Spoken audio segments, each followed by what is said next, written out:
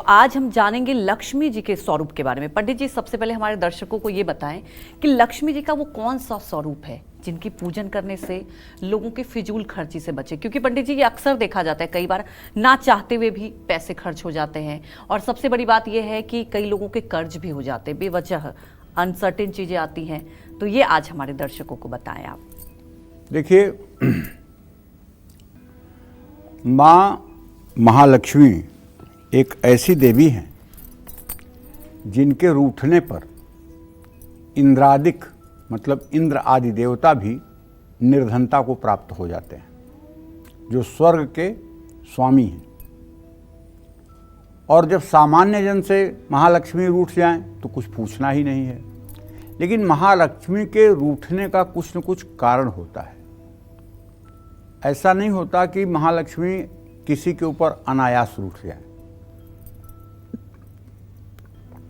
जो लोग लक्ष्मी का दुरुपयोग करते हैं,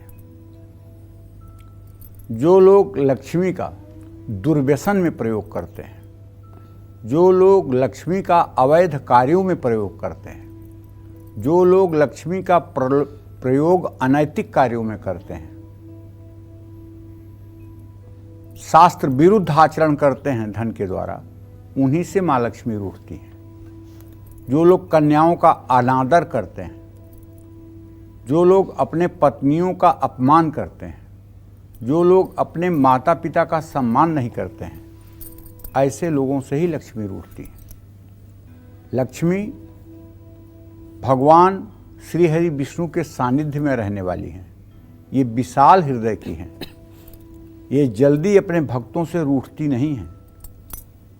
लेकिन अगर भक्त इनका बार बार दुरुपयोग करे और जिसमें इनका अपमान हो तो कैसे नहीं रूठेंगी। एक होती हैं 8 प्रकार की लक्ष्मी होती हैं, जिसमें मैं धन लक्ष्मी की चर्चा कर रहा हूं। धन लक्ष्मी अपने भक्तों की आर्थिक समस्याओं को, दरिद्रता को और दीनता को समाप्त करती है। जिनके घर में रिद्धि सिद्धि धन दौलत नहीं है, जिन परिवारों में पैसे व्यर्थ में ही खर्च किए जाते हैं, कर्जा बहुत है, पैसों से जुड़ी काफ़ी परेशानियों ने परिवार को घेर रखा है, तो आपको धन लक्ष्मी की पूजा करनी चाहिए। ये धन लक्ष्मी का चित्र आपको, जो लक्ष्मी अपने दाहिने हाथ से सुवर्ण के सिक्के गिरा रही हूँ, वो धन लक्ष्मी का प्रतीक है। कमल के फूल पे बैठी दाहिने हाथ से स्वर्ण वर्षा कर रही हूँ, ये धन लक्ष्मी है। उनका मंत्र है ओम धन लक्ष्म्यै नमः।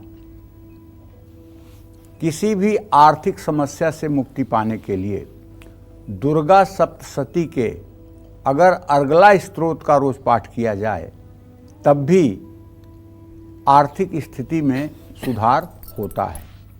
लेकिन ये सब उपाय ऐसे हैं कि इन उपायों से बहुत समय लग सकता है आपके जीवन का कष्ट दूर होने में।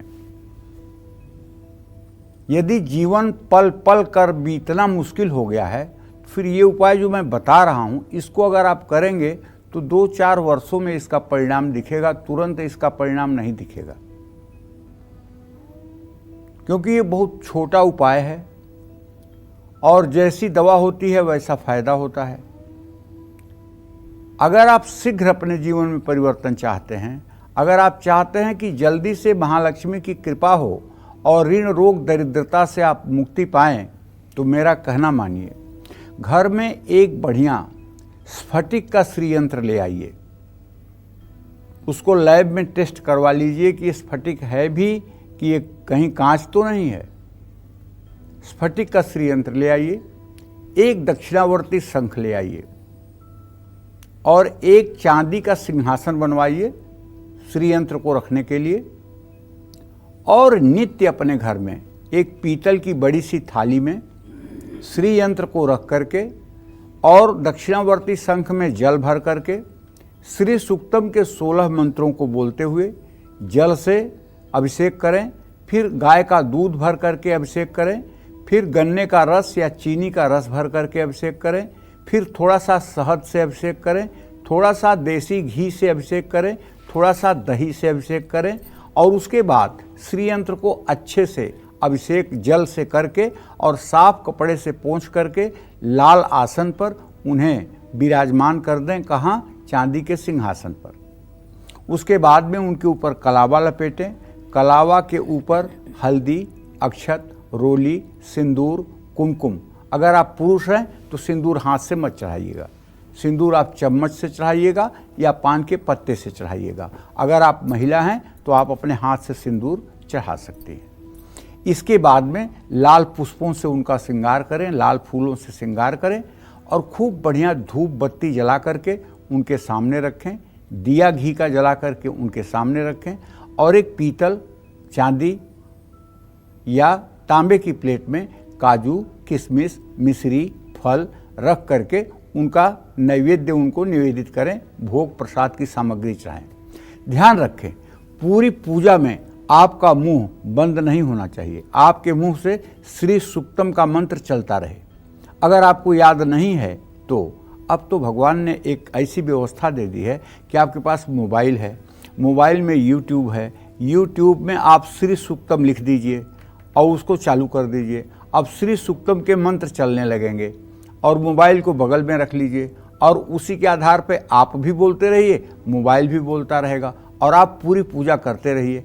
आपके पूजा का संपूर्ण फल आपको प्राप्त होगा। इतना सब कुछ करने के बाद में माता की श्रीयंत्र की कपूर से आरती कर लीजिए।